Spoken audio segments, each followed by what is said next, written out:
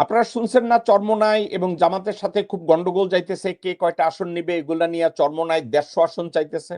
এই আইডিয়াটা কার জানেন? মির্জা ফাক চরমোনাই পীরের পাশে বৈশা তারে বুঝাই আসছে কে? ভারতীয় দালাল মির্জা ফাক এবং মোহাম্মদ সালাম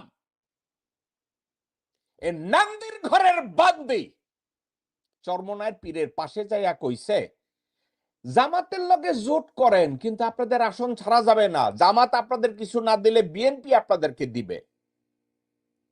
এখন সোর মোনাই কি করছে?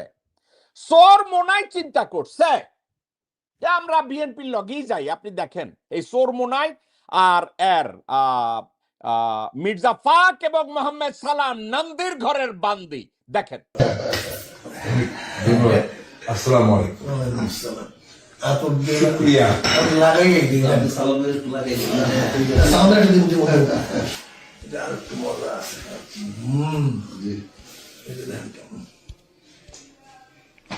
ঠিক আছে।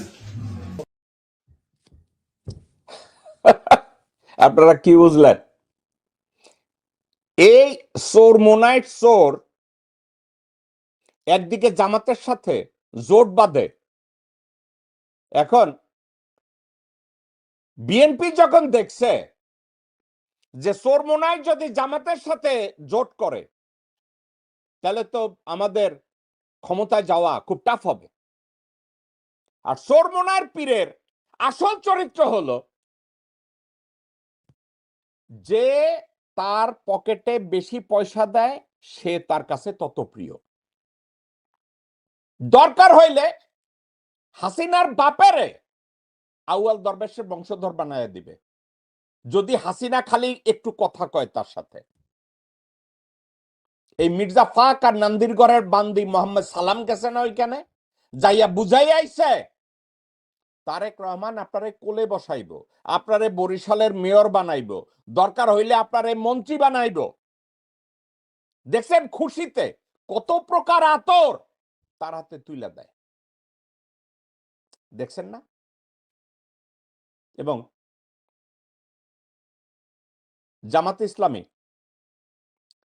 তারপরেও চেষ্টা করে যাচ্ছে এদের সাথে কম্প্রোমাইজ করা যায় কিনা।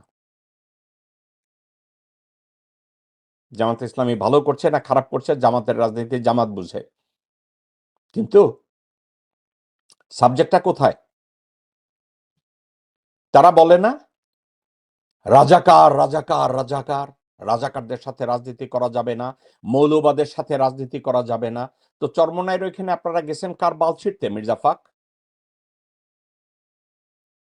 চরমোনাইয়ের এই মুনাফেক এদের কাছে আপনারা গেছেন কেন? মোহাম্মদ সালাম, আপনাদের দুইজনের নামের পরিবর্তন করেন। আপনাদের এই সালাম আর ফাক এগুলা বাদ দেন।